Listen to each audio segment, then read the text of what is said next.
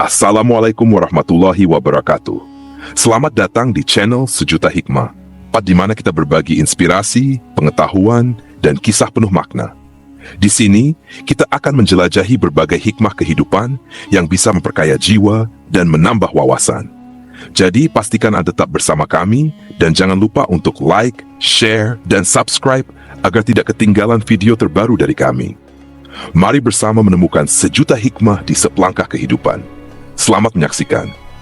Seorang pangeran yang baru lahir ditakdirkan menjadi orang suci, tapi justru dibuang ke tengah hutan. Diasuh oleh seekor kambing, tumbuh tanpa manusia dan akhirnya menjadi guru para nabi. Inilah kisah luar biasa Nabi Khidir AS, sosok misterius yang disebut dalam banyak legenda.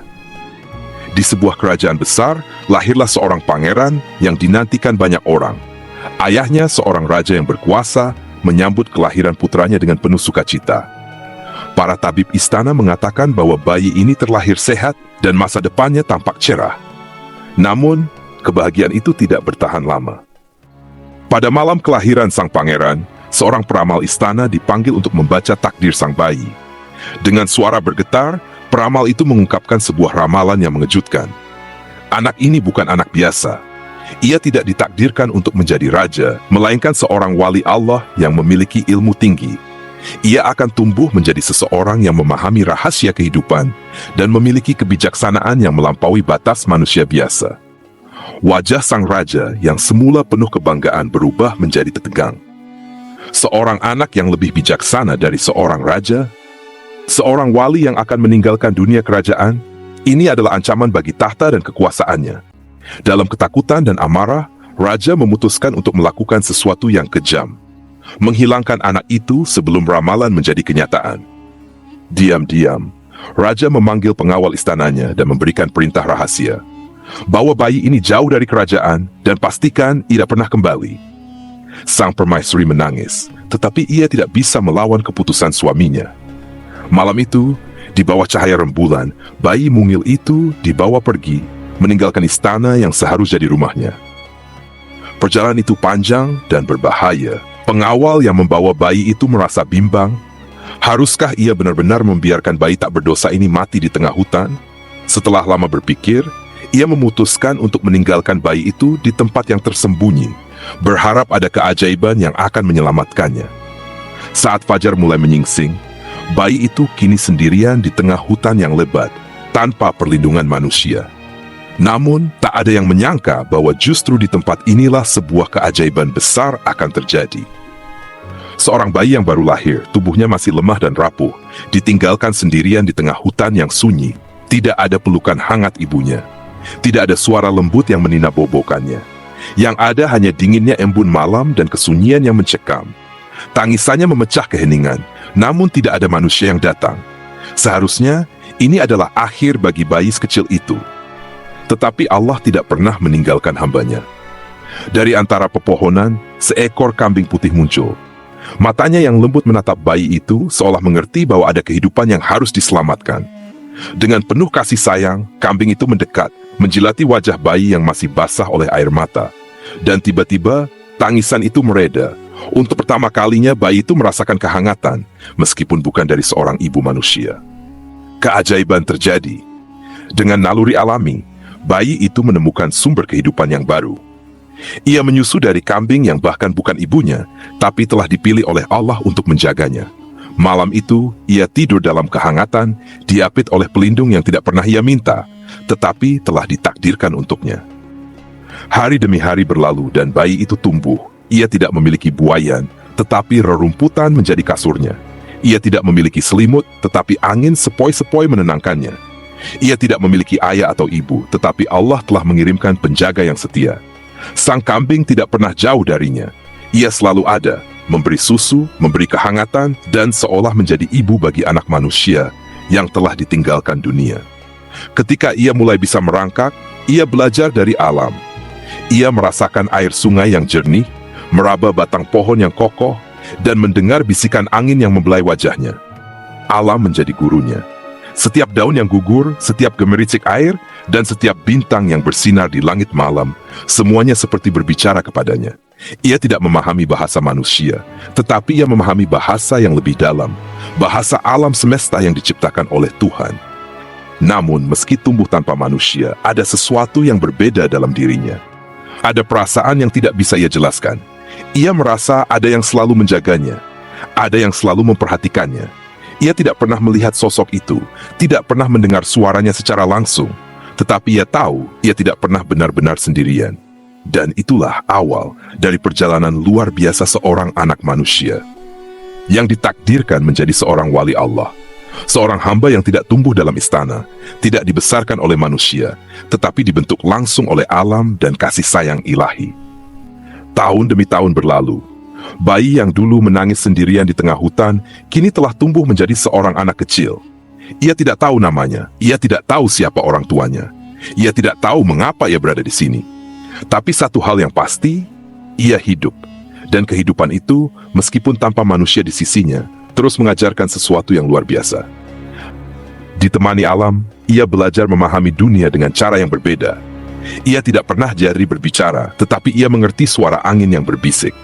Ia tidak pernah melihat seorang guru, tetapi ia membaca ilmu dari gerakan air dan gemuruh guntur di langit. Setiap daun yang jatuh, setiap embun yang menetes, semua memberinya pelajaran tentang kehidupan. Namun, semakin ia tumbuh, semakin ia merasakan sesuatu yang aneh di dalam hatinya. Ada sesuatu yang memanggilnya, sesuatu yang tidak bisa ia lihat, tetapi selalu ada. Saat malam tiba, ia menatap bintang-bintang dan bertanya, "Siapa aku?" Saat hujan turun, ia menengadahkan tangannya dan bertanya, "Siapa yang mengirimkan air ini?" Saat angin berhembus, ia merasakan sentuhan lembut di wajahnya dan berbisik, "Siapa yang berbicara kepadaku?" Dan suatu hari dalam keheningan yang mendalam, ia merasakan sesuatu yang belum pernah ia rasakan sebelumnya. Ada kehangatan yang menyelimuti jiwanya. Ada bisikan lembut yang tidak terdengar oleh telinga, tetapi terasa begitu jelas di hatinya. Untuk pertama kalinya, ia mengerti bahwa ia tidak pernah benar-benar sendirian. Allah telah menuntunnya sejak ia lahir. Allah telah menjaganya di saat semua orang meninggalkannya. Allah lah yang mengirimkan kambing untuk menyusuinya. Allah lah yang mengajarinya melalui alam. Dan Allah lah yang kini berbicara langsung kepadanya melalui hatinya sendiri. Ia tidak membutuhkan suara untuk mendengarnya. Ia tidak membutuhkan mata untuk melihatnya. Ia hanya perlu merasakan, dan ia tahu bahwa Sang Pencipta selalu ada di sisinya. Hari itu ia tidak lagi bertanya siapa dirinya. Ia tidak lagi merasa tersesat. Ia kini tahu bahwa ia adalah bagian dari sesuatu yang lebih besar. Ia adalah hamba yang dipilih. Ia adalah seorang pencari kebenaran. Dan ia tahu bahwa perjalanannya baru saja dimulai.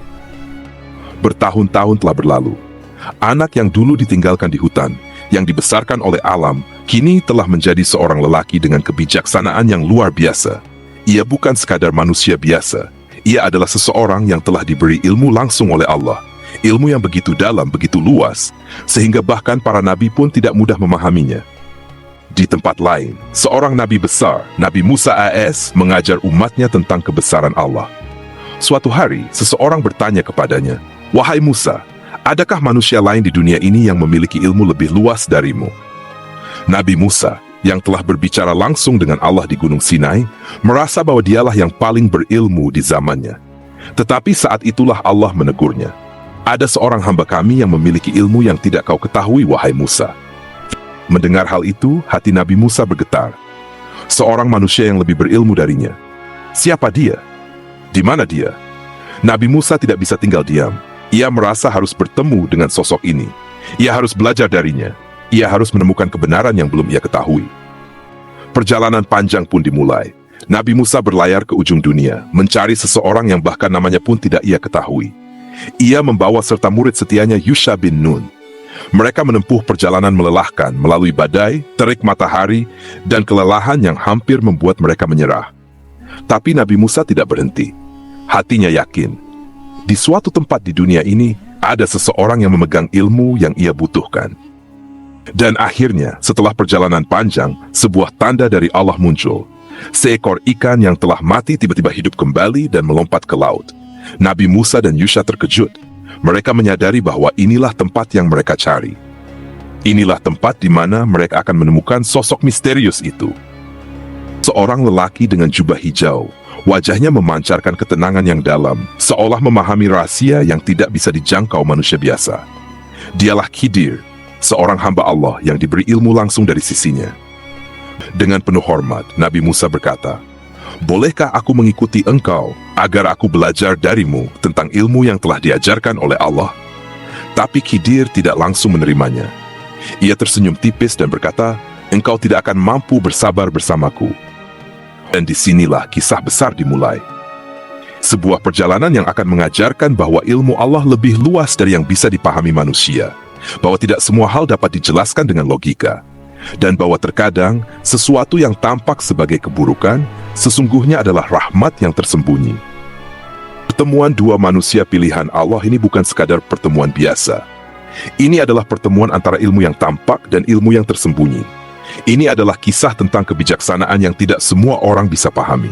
Dan ini adalah kisah tentang kesabaran, kepercayaan, dan rahasia besar takdir yang hanya Allah yang mengetahuinya. Nabi Khidir menatap Nabi Musa dengan dalam, lalu berkata dengan suara lembut tetapi penuh makna, "Wahai Musa, engkau tidak akan mampu bersabar bersamaku, karena bagaimana mungkin engkau bersabar atas sesuatu yang belum kau pahami?" Wajah Nabi Musa menunjukkan tekad yang kuat. Ia tidak ingin menyerah begitu saja.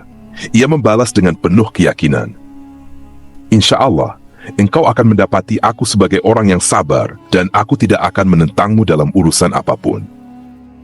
Nabi Khidir menghela napas pelan, seolah mengetahui betapa beratnya perjalanan ini bagi Nabi Musa.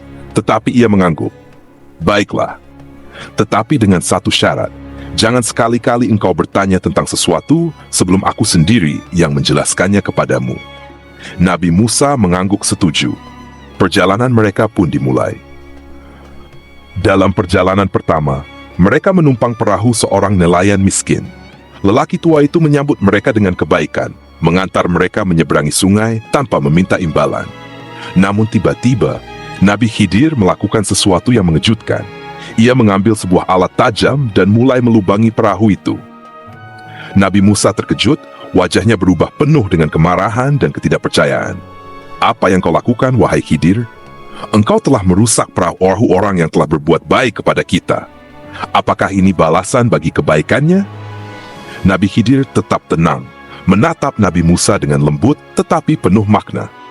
"Bukankah aku telah mengatakan, engkau tidak akan mampu bersabar bersamaku? Jangan hukum aku karena kelupaanku, dan janganlah memberiku kesulitan dalam urusanku ini." Dan perjalanan pun berlanjut, namun ujian kesabaran Nabi Musa belum selesai. Mereka berjalan di sebuah desa kecil. Seorang anak laki-laki berlari-lari dengan riang, tertawa tanpa beban. Namun tiba-tiba dengan satu gerakan cepat, Nabi Khidir membunuh anak itu. Tawa berubah menjadi kesunyian. Dunia seakan berhenti. Kali ini Nabi Musa tidak bisa menahan kemarahannya. Tangannya mengepal, suaranya meninggi. Wajah Nabi Musa menunjukkan keterkejutan dan kemarahan yang mendalam. "Bagaimana mungkin engkau membunuh jiwa yang tak berdosa? Ini adalah kejahatan besar." Nabi Khidir tetap tenang, tetapi tatapan matanya penuh makna. Ia mengulangi ucapannya dengan lembut tetapi menusuk hati.